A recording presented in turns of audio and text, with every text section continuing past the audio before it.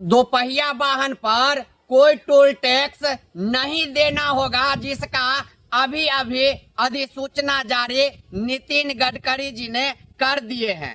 आप लोगों को बता दें कि सुबह से कुछ न्यूज चैनल में ये भ्रामक खबर फैलाया जा रहा था कि अब दो चक्का वाहन को भी टोल टैक्स लगेगा। ये खबर पूरा तेजी से पूरे देश में फैल गया था और दो चक्का वाहन रखने वालों के बीच में हड़कंप जैसा माहौल हो गया था, हड़कंप मच गया था। जिसके बाद नितिन गडकरी जी ने अधिसूचना जारी करके स्पष्ट कर दिए हैं कि दो चक्का वाहन का कोई टोल टैक्स नहीं लगेगा और उन्होंने कहा है कि कुछ चैनलों पे इस तरह का भ्रामक खबर फैलाया जा रहा है, जिसका हम निंदा करते हैं। ये उचित भी उन्होंने सही जानकारी, महत्वपूर्ण जानकारी पूरे देश के दोपहिया वाहनों मालिकों के लिए दिए हैं, जिसके लिए हम उन्हें धन्यवाद देते हैं। दो चक्का वाहन पे टोल टैक्स